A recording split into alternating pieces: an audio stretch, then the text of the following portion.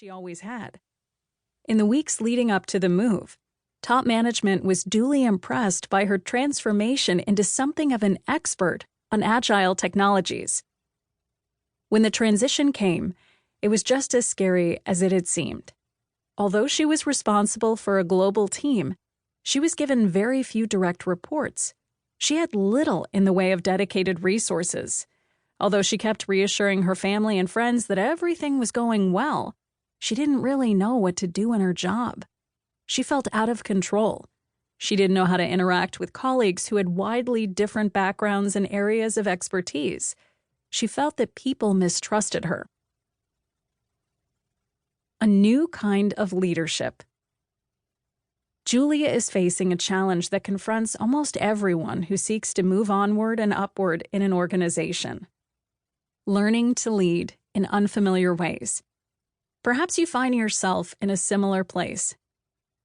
In most of the cases I've encountered in my decades of teaching, coaching, consulting, and leading workshops for global corporations, the main issue is transitioning from a position where authority and credibility are based on an individual's deep expertise, financial knowledge, for example, or technical mastery, into a role where specific expertise is much less relevant, where a person's leadership must encompass groups with an array of skills, abilities, attitudes, and perceptions. In these situations, Julia's question is universal. How do I do this job? This book answers that question.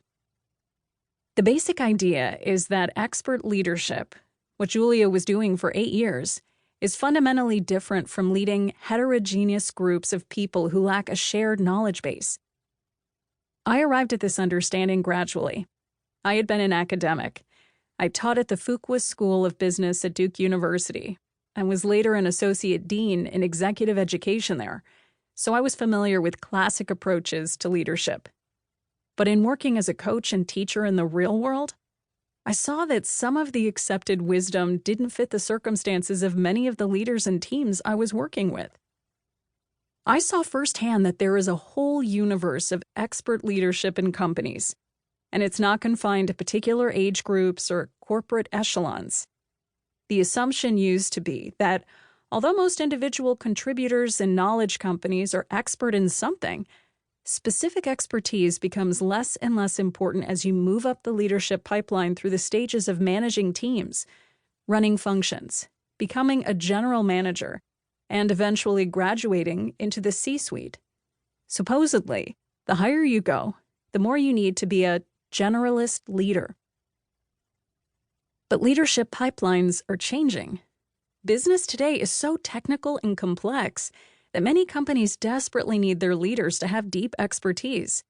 I know of one leader who was so attached to his area of knowledge that midway through a program aimed at turning high-potential managers into international leaders, he simply dropped out and went back to his beloved area of expertise.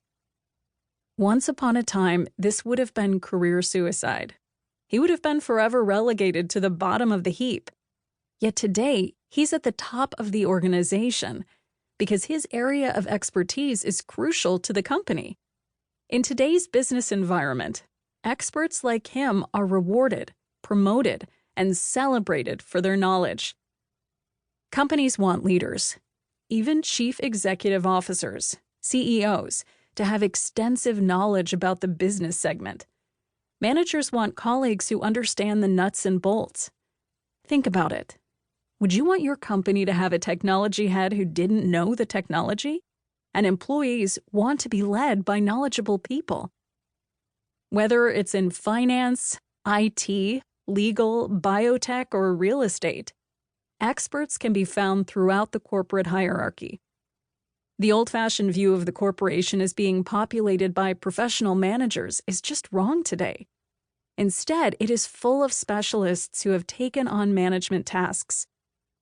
But organizations and rising leaders are not prepared to deal with this new reality.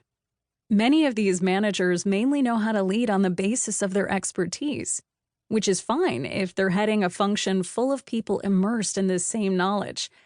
But at some point, many leaders face a transition like Julia's. They have to start leading in other ways so that they can manage people.